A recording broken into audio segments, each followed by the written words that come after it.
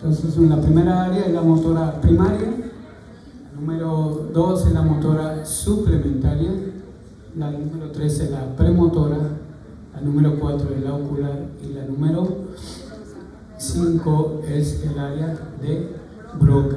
Todas esas áreas tienen neuronas motoras que responden a los estímulos de sensibilidad, sensaciones o impresiones y allí integran una respuesta.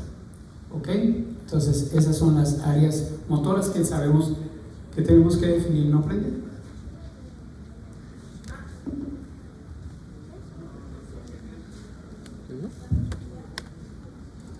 Ok.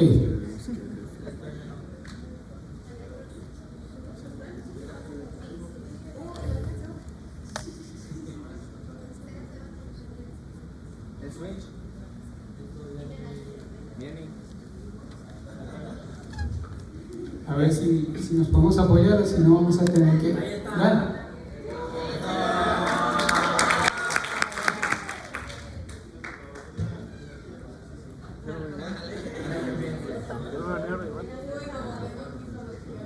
Ahora, la otra pregunta era, ¿en cuántas áreas anatómicas nosotros podemos dividir el lóbulo frontal? Y la respuesta son dos. El área precentral o prerolándica, porque está inmediatamente anterior a la ¿cómo se llama? A la cisura rolándica, y el área prefrontal, ¿ok? Y ya dividiendo, es el lóbulo frontal. Tiene muchas otras divisiones, pero esto es lo más básico, lo que sí tenemos que saber, ¿ok? Entonces, ya teniendo esas dos divisiones, nosotros podemos interpretar los síndromes que vamos a encontrar en esa parte. Es lo que no se puede mejorar en la diapositiva, ¿ok? Entonces, ahora el área precentral o prerolándica es la que contiene toda el área motora. Entonces, a ver.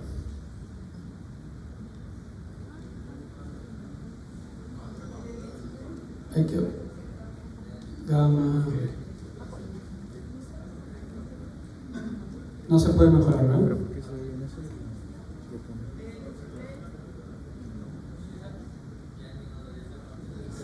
Ok, dejémoslo allí. Entonces, aquí tenemos lo que es la cisura de Silvio, ¿ok? Perdón, de Rolando. Esta es la cisura de Silvio. Entonces, toda esta área que ven aquí va a centrarse en lo que es el área motora. Entonces, tenemos la área motora primaria, tenemos el área premotora, o sea, todos están bien continuas, ¿ok? Está de los movimientos oculares conjugados y está el área de Broca.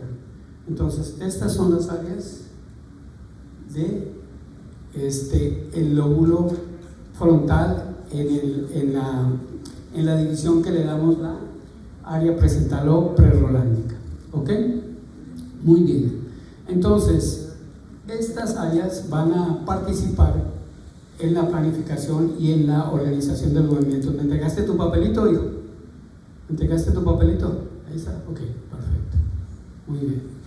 Entonces, si se ocurre una lesión en esta área, vamos a tener el síndrome prerolándico.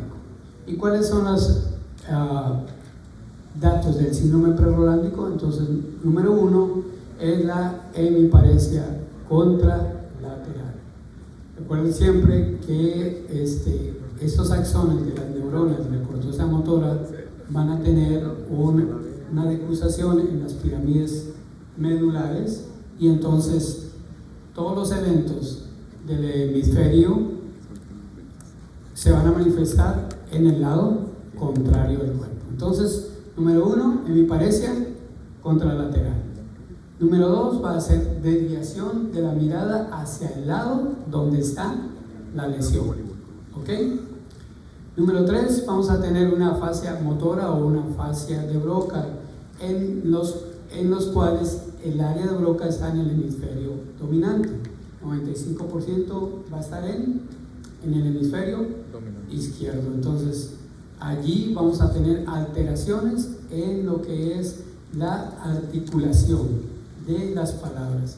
El paciente tiene preservada su lingüística como tal, la información, pero la expresión motora no la puede dar, ¿ok? Entonces, allí en esta área podemos tener un foco de actividad eléctrica epiléptica, y esto mayor en la población pediátrica, y le conocemos como las crisis jacksonianas, que probablemente las vayamos a ver cuando revisemos lo que es las crisis convulsivas, ¿ok? Esa crisis jacksoniana se interpreta o se da como una crisis de tipo convulsiva que inicia desde la cara y va progresando al lado del mismo hemicuerpo y va desviando la vista, la visión o el ojo hacia el lado contrario, ¿ok? No ipsilateral. Dime. ¿Cuál es la causa de que después de la progresión la desviación de la mirada ya no sea hacia el mismo lado de la agresión, sino que ahora va hacia el lado contrario? De manera general, si nos vamos acuérdate que estamos hablando de, no te vas a confundir, esa es una buena pregunta. Estamos hablando del síndrome prerolándico, pero aquí estamos hablando de una crisis convulsiva jacksoniana que no está dentro del síndrome prerolándico, sino que se origina en esa área y que nos están explicando el tipo de síndrome que puede presentar esa crisis jacksoniana. Solamente se va a dar en poblaciones pediátricas. Entonces, lo que nos está diciendo aquí que aquí puede haber una actividad epiléptica. En este caso, acuérdate que también el sistema nervioso central en la población pediátrica no está completamente desarrollada. Entonces, hay áreas de la corteza que todavía no se han comunicado completamente, tractos que no han tenido comunicación ni con el tallo cerebral ni con la médula, ¿ok? Por eso estas crisis jacksonianas en el tiempo pasado, bueno, así se denotaban. Ahorita ya no las tomamos como una crisis convulsiva tal en las clasificaciones de las crisis convulsivas, pero debemos denotarla porque algunos libros o alguna literatura describen este tipo de convulsiones. ¿Está bien? Bueno, ahora vamos a hablar del área prefrontal, que esa es la otra división grande que teníamos dentro del lóbulo frontal. Y aquí ya no van a haber funciones motoras, vamos a encontrar puras funciones ejecutivas o del comportamiento y de la personalidad. Aquí es lo que hablábamos del juicio, del raciocinio, de la inhibición. Entonces, estas áreas van a presentar signos y síntomas muy peculiares. Número 1 es el síndrome de Moria, en el cual hay una desinhibición frontal y una desinhibición social. Entonces, el paciente va a actuar de una manera totalmente desinhibida, va a pronunciar palabras altisonantes, va a quitarse la ropa, va a tener datos de exhibición, obviamente no va a tener juicio ni razón. Ese es el síndrome de Moria, una desinhibición tanto social localizada en el lóbulo frontal, ¿ok? Otro síndrome que es el abúlico frontal. Entonces el paciente manifiesta apatía, manifiesta falta de iniciativa y es indiferente a cualquier emoción. Básicamente lo que define la abulia. En otras palabras, a ese paciente le vale todo, no hay ningún problema para él. Aquí es muy importante la presencia de incontinencia de esfínteres. Entonces estos pacientes los vamos a ver que no tienen un buen control en su orina y en su defecación. Y lo vamos a ver también en los pacientes que presentan los trastornos cognitivos y la demencia. Estos pacientes van a presentar este tipo de síndromes y nos están hablando de alteraciones neurológicas de la porción frontal, del área prefrontal de este lóbulo, ¿ok? Y obviamente la alteración de la marcha. Entonces hablamos de apraxia de la marcha. ¿Qué es la apraxia de la marcha? Apraxia de la marcha. Ellos no pueden caminar, saben hacerlo, ya lo aprendieron a hacer, tienen sus sinapsis y sus cuerpos dendríticos están con la sinapsis para hacerlo, pero por la lesión no lo pueden ejecutar. Ya no hay una coordinación entre lo que le está diciendo el cerebro que haga y los músculos que repitan. ¿Está bien? Entonces esos son los síndromes del lóbulo frontal.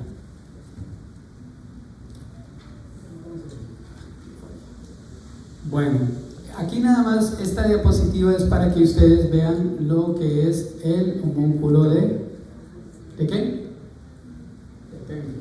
¿Okay? Y ustedes van a ver allí, dentro de la corteza cerebral motora del lóbulo frontal, las áreas del control de los movimientos, de los músculos y movimientos de las zonas del cuerpo. Entonces, ustedes ven allí figuras, esas áreas nos están diciendo de la cantidad de neuronas que están implicadas en la participación motora de la lengua, de la cara. Si ven una gran parte de neuronas que están encargadas de los movimientos finos de la mano. Por eso ven ustedes una mano grande y un pulgar grande, ¿ok?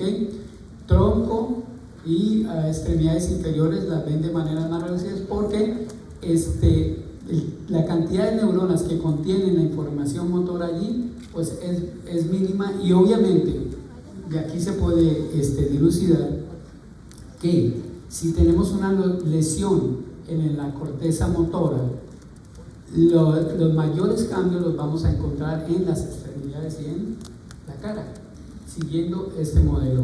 Entonces, en esta parte de la corteza motora vamos a encontrar las siguientes funciones. Número 1 es inicio de las órdenes motoras. Allí se va a dar todas las órdenes motoras del cuerpo. Por eso es que el cerebro, y sobre todo el lóbulo frontal, contiene esa gran cantidad de masas y de neuronas, porque ellas van a controlar toda la capacidad motora del cuerpo. ¿Ok? El homúnculo motor, que es el que esté ahí representado, las representaciones motoras de cada una de las partes del organismo, las lesiones que pueden causar a estas neuronas se llaman lesiones de neurona motora superior, y van a estar caracterizadas por lesiones espásticas, hipertónicas y contralaterales. Ahora que veamos el síndrome de neurona motora superior, vamos a ver las características del daño del cuerpo neuronal. Entonces, neurona motora superior es hipertonicidad, ¿ok? Hiperreflexia, espasticidad, y esta espasticidad es contralateral a la lesión. Ahora, eso en cuanto a la lesión, al área motora del lóbulo frontal. Entonces, las áreas motoras que ya preguntamos y que ya definimos: el área motora primaria, que se va a encargar básicamente del inicio de movimientos voluntarios, toda la organización somatotópica, o sea, allí van a concurrir todos los estímulos sensitivos y las respuestas a esos estímulos sensitivos para la organización del movimiento corporal, y aquí vamos a tener la vía piramidal en la motora primaria. Ahora, en la motora suplementaria, entonces aquí tenemos planes motores ya complejos, va a coordinar los movimientos autoinducidos, ¿ok? Vamos a tener la organización en sí de los movimientos. Básicamente la motora suplementaria es organizar, darle un curso, darle una organización a los movimientos. El área premotora, entonces, organiza los movimientos sensoriales. Todas las respuestas a las sensaciones del cuerpo van a tener su asiento en las neuronas del área premotora.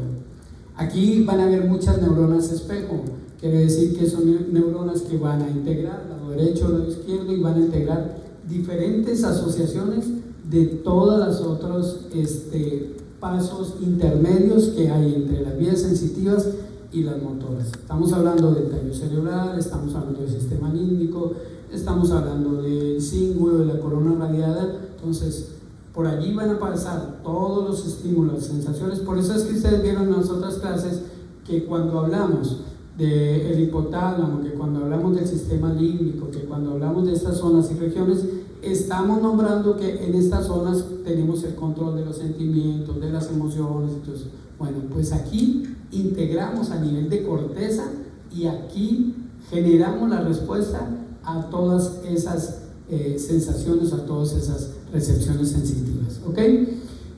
Obviamente en esta área prefrontal tenemos todo el movimiento ocular. Aquí tenemos el control de los movimientos voluntarios de los ojos.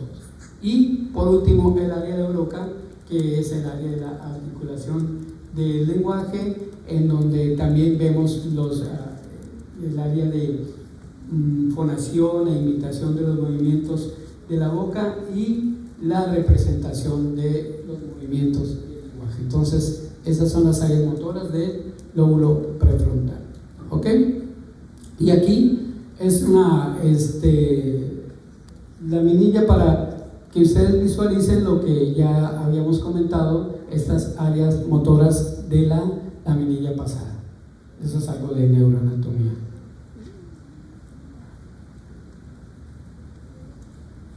Ok, ahora, para motivos de conocimiento y de examen necesitamos saber las áreas motoras, en cuántas áreas podemos dividir por función anatómicamente el lóbulo frontal y conocer los síntomas de cada una de esas dos áreas, para que cuando estemos ante un paciente nosotros podamos interpretar esa lesión, ¿ok?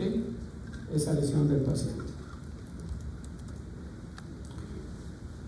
Y esta nada más para que nos demos cuenta que a esta área de la corteza frontal van a confluir todas las informaciones sensitivas que van recopilando desde las placas neuromotoras, viajando por los nervios periféricos, subiendo por la médula espinal, pasando al tallo cerebral, cruzando el sistema límbico, el hipocampo, el hipotálamo, el tálamo, y allí van a confluir todas esas informaciones. ¿Qué va a hacer el lóbulo frontal? Va a integrar toda esa información y en base a la integración y a la capacidad de respuesta va a generar una actividad motora a cada uno de esos mensajes. ¿Correcto? Ese es el objetivo de esta laminilla. Ahora vamos a hablar del síndrome del lóbulo temporal. Entonces, el lóbulo temporal igual lo vamos a dividir en dos porciones. La parte externa o la parte llamada de neocorteza,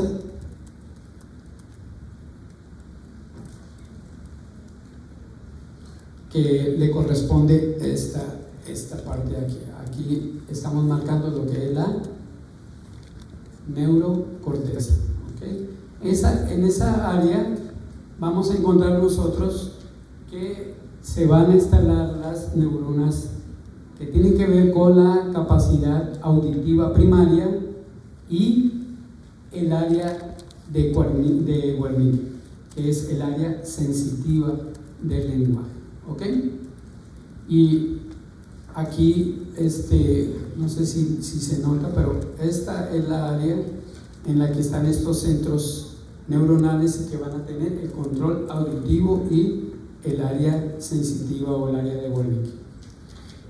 Y tenemos otra parte interna o mesial, que es la imagen que tenemos aquí del lado derecho de ustedes de la pantalla. Entonces ahí incluye el sistema límbico. Ya hablamos que el sistema límbico está constituido por la amígdala, por el hipocampo, por el cíngulo y por la corteza orbitofrontal. Ahí vamos a reunir los instintos primarios. ¿Cuáles son esos instintos primarios? Como instintos primarios como de defensa, como de miedo, como de succión o chupeteo, o sea, todo lo que tiene que ver con ideas de supervivencia, allí van a estar localizados, ¿ok? El control de las emociones, siempre que hablemos del sistema límbico vamos a hablar del control emotivo y los circuitos de la memoria, tanto retrógrada como anterógrada. ¿Está bien? Muy bien. Y por último, resumiendo aquí, seguimos con el síndrome del lóbulo parietal. Entonces, en los lóbulos parietales básicamente van a converger las motoneuronas que reciben la información sensitiva del cuerpo y las áreas de asociación entre un hemisferio y otro. Eso a grosso modo. Ahora, entonces, las lesiones de los lóbulos temporales, vamos a ver si lo puedo ampliar un poquito. ¿Se alcanza a ver? Ahí sí se ve, ¿no? Ahí sí se ve. Entonces, cuando tenemos lesiones del hemisferio dominante en el lóbulo temporal, las manifestaciones clínicas que vamos a encontrar es una afasia de Wernicke, disnomia o afasia amnésica. Entonces, alteraciones del recuerdo. El paciente entra en una falta de realmente de lo que pasó, de cómo ocurrió, de estructuras de personalidad, de orientación. Aquí el paciente tiene una afasia amnésica. Muy bien. Entonces, y la amusia, que es la incapacidad de recordar ya formas más estructuradas como leer, escribir, o en el caso de los músicos, la lectura de partituras y todo eso. ¿Ok? Si el lóbulo parietal se afecta en el hemisferio dominante, vamos a encontrar las siguientes manifestaciones clínicas. Tomen nota. El síndrome de Gersmann.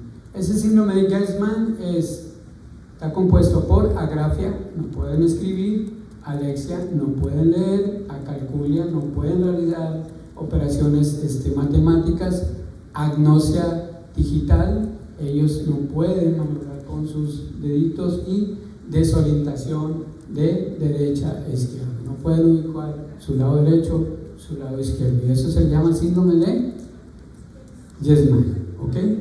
¿Y qué está pasando aquí? Hay una lesión en la circunvalación, en el cingulado, en el pliegue ahí curvo dominante. Vamos a tener en el lóbulo parietal también una apraxia ideatoria, o sea, no sabe cómo hacer las cosas, o ideomotora, que sabe cómo hacerlo, pero no puede hacerlo. ¿Ok? Ahora, las lesiones del lóbulo temporal y parietal en el hemisferio no dominante. Entonces, si es hemisferio no dominante, la alteración en el temporal, vamos a tener alteración de las relaciones espaciales, incapacidad para reconocer melodías. Acuérdense que el lado no dominante, el derecho, tiene esa capacidad del arte, del espacio, de la integración de ese tipo de informaciones. Si es en el lóbulo parietal, vamos a tener heminegligencia o negligencia hemiespacial. ¿Qué interpreta eso? Que falta atención, interés por la mitad del espacio extrapersonal, o sea, descuidan la mitad opuesta de su cuerpo. Todos esos síndromes son descritos, realmente verlos en la práctica no lo vemos de manera tan frecuente, pero si llegamos a verlos podemos tener una orientación hacia dónde está la lesión. ¿Ok? Entonces aquí el reconocimiento del hemicuerpo, no reconocer el déficit de que no conocen ese hemicuerpo, la praxia para vestirse, para abotonarse, para ponerse su ropa, la incapacidad de copiar dibujos, todo eso nos está hablando de lesiones en el lóbulo parietal, ¿ok? Ahora, lesiones en cualquiera de los lóbulos del cuerpo, del cerebro. Entonces vamos a encontrar la presencia de cuadrantanopsia, hemianopsia homónima y contralateral superior. Nódulo, o sea, aquí no estamos hablando de dominante ni no dominante, esos son en general para ese lóbulo. Podemos tener la epilepsia psicomotora, que está localizada allí en el lóbulo temporal, las alucinaciones auditivas y las ilusiones auditivas tienen su foco en el lóbulo temporal, y las crisis de alucinaciones gustativas, olfatorias y sensaciones epigástricas, cambios en las sensaciones de deglución, de sabor, de ideación en ese aspecto del gusto, lo vamos a encontrar en el lóbulo temporal, ¿ok? Muy bien. Las mismas lesiones de cuadranopsia y hemianopsia homónima, pero van a ser del lado inferior, las vamos a tener en el lóbulo parietal. Discriminación de puntos cercanos, incapacidad para localizar estímulo táctil. Entonces, y a nivel bilateral, algo muy importante es la sordera cortical, es cuando tenemos lesión en el lóbulo temporal, la psicosis de Korsakoff, el síndrome de Kluver-Bucy, ahí está anotado cuál es ese síndrome, y la indiferencia a la enfermedad. Esto lo vamos a anotar así nada más para que tengan información, ¿ok? Pero no son nota de evaluación en el examen. Aquí nos vamos a ir a lo más común, lo más grueso, lo que nos sirve en el diario vivir, ¿está bien? Pero tenemos que mencionarlo porque forma parte del curso. Ok, ahora vamos a darle otro repasito a lo que es las afasias. Entonces vamos a definir otra vez nuevamente lo que es la afasia, para que quede bien claro. Entonces la afasia es una alteración adquirida en la capacidad del lenguaje, ¿ok? Requiere que haya obviamente integridad en todas las estructuras neuromusculares. Cuando está presente indica que hay una lesión cortical y que esa lesión cortical está localizada en el área presiliana del hemisferio dominante. Entonces, afasia de Broca siempre va a ser en el hemisferio dominante e indica una lesión de la corteza a ese nivel, con alteración de las estructuras neuromusculares. Ahora, las afasias lingüísticas las podemos nosotros dividir en afasias de fluencia, cómo va encadenando una idea tras otra, de comprensión, decimos una cosa, ellos entienden otra, y repetición. Y dependiendo del daño en alguna de estas tres áreas, nosotros vamos a identificar la afasia, ¿ok? Entonces, si tenemos que la fluencia de las palabras está más afectada que la comprensión, nosotros vamos a hablar de una afasia más motora, con lesión del compromiso, con mayor compromiso motor que sensitiva, y está localizada ahí en el área de Broca. Y debemos de diferenciar cuando hablamos de afasia de disartria, que es la alteración en pronunciar las palabras, arrastran la lengua, no fonan bien; la disfonía, que es una pérdida de la voz, y todo esto son secundarias a alteración laringea o a la inervación periférica de esas áreas. ¿Está bien? Estos conceptos sí son básicos y hay que aprender. Entonces, hay un cuadrito de la clasificación de las afasias, ¿ok? Entonces tenemos, utilizando la fluencia, la comprensión, la repetición y la nominación, nosotros podemos especificar qué tipo de afasia estamos presentando en qué área de la corteza motora. Entonces tenemos el área de Broca, el área de Wernicke, la afasia global, la afasia transcortical motora, la transcortical sensitiva, la de conducción y la anómica. Denle un repasito ahí a esa clasificación de las afasias, saquen los datos más importantes, que ustedes sepan definir afasia, que sepan definir cuál es la parte de la afasia de la cual estamos hablando, si es motora, si es sensitiva, la diferenciación entre motora y sensitiva y las diferentes afasias según el área motora que esté siendo afectada. Y ahora vamos a dejar esa parte compleja y nos vamos a ir a los pares craneales. ¿Cuál es el objetivo de esta charla de pares craneales? Bueno, identificarlos, saberlos dónde están anatómicamente y posteriormente saberlos explorar y interpretar las lesiones que se presentan en cada uno de ellos. Muy bien, entonces ayer hablábamos de que teníamos 13 pares de nervios craneales, ¿ok? En total serían 26. La literatura nombra 12 pares, pero sabemos que se está agregando uno, que es el 13, que es el nervio terminal, ¿ok? Ayer también hablamos que cuando hablamos de nervios, que cuando nombramos nervios nos estamos dirigiendo al sistema nervioso periférico. Y aunque los núcleos de estos pares craneales se encuentren en el tallo cerebral, que forma parte del sistema nervioso central, por su característica de conducción nerviosa como tal, se toman en cuenta como parte del sistema nervioso periférico. ¿Hay alguna duda de eso? ¿No? Ok. Cuando hablamos de nervios, siempre que nos hablemos de nervios en neurología, estamos hablando de sistema nervioso periférico. ¿Ok? Los pares craneales tienen su origen, los núcleos de las neuronas de estos pares craneales tienen su origen en el tallo cerebral. El tallo cerebral forma parte del sistema nervioso central.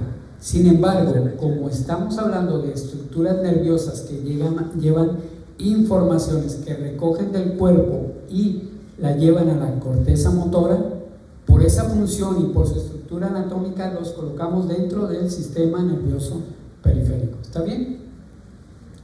¿Quedó contestada la pregunta? ¿Está bien? Perfecto, muy bien. Entonces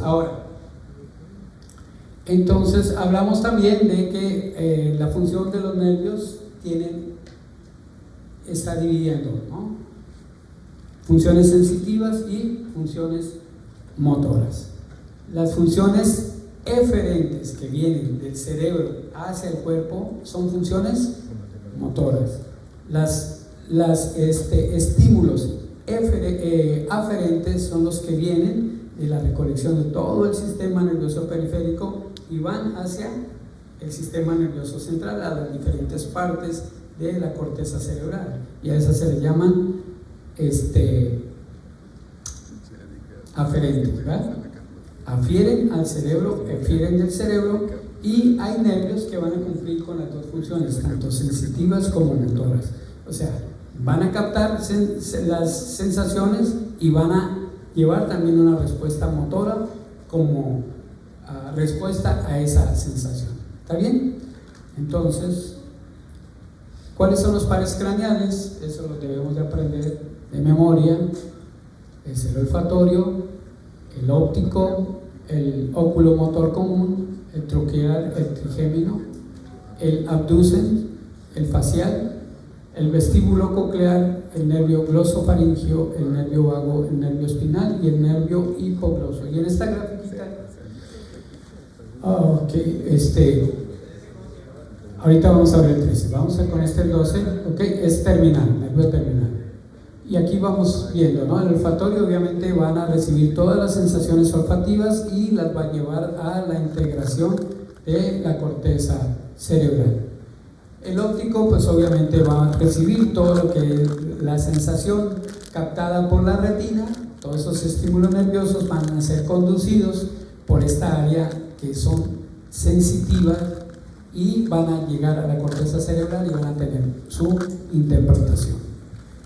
El nervio oculomotor son nervios netamente motores y van a inervar las musculaturas del globo ocular que le permiten su movimiento.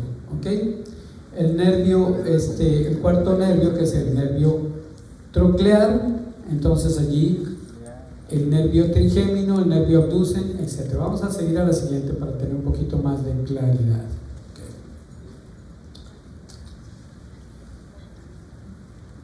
Entonces, ese es otro corte. Esta laminilla es para que vean ustedes el nervio terminal, ¿ok? Es un nervio que va a discurrir con una rama hacia la mucosa nasal y otra rama hacia la base del cráneo, el área esfenoidal, y van a concurrir en el núcleo arqueado del hipotálamo. ¿Ok?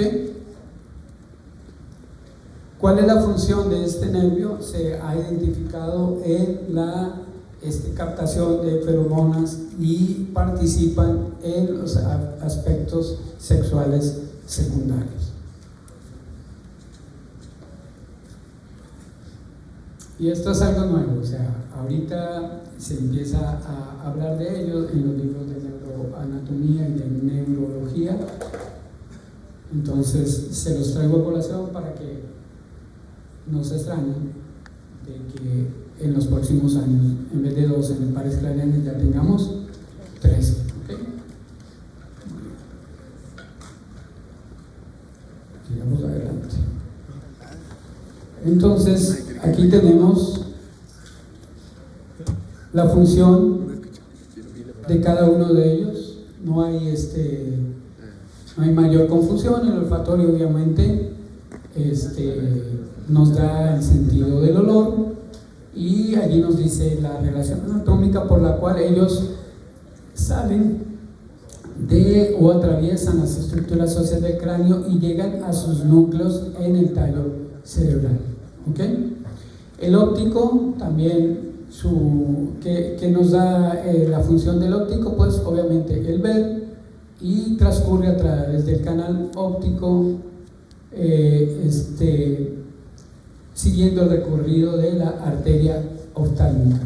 ¿Por qué es importante eso? Porque cuando veamos la exploración de fondo de ojo, nosotros podemos ver en el fondo de ojo la entrada de la arteria, y obviamente en la entrada de la arteria de fondo de ojo vamos a encontrar el nervio óptico. Es la estructura que está paralela a ese. El motor ocular común, entonces, es el que mueve los ojos, ¿verdad? Y característicamente su lesión va a producir una miosis. ¿Qué es miosis? La contracción de la pupila chiquita. Esa es lesión del motor ocular común. ¿Ok? Va a inervar entonces los rectos superiores, los inferiores, el interno, el oblicuo menor, el elevador del párpado. Entonces también vamos a tener una ptosis cuando hay una lesión del motor ocular común. ¿Ok? Y nos sirve, como ya dijimos, para las contracciones de la pupila. El troclear o el patético, que va también a inervar parte de la musculatura del ojo, inerva el oblicuo mayor o superior, nos sirve para girar el ojo. Entonces, si nosotros pedimos en la exploración que el paciente gire el ojo y no lo puede hacer, estamos ubicando una lesión del troclear. Bueno, no quiero tomarles más tiempo. Ok, ¿de dónde saqué esta información? El ENAR. ¿Okay? ENAR, AMIR, el examen el resumen que hay para residencias médicas, está bien resumido esta información de los pares craneales. Estas tablas las saqué de allí, entonces para que lo vean y le den un repaso.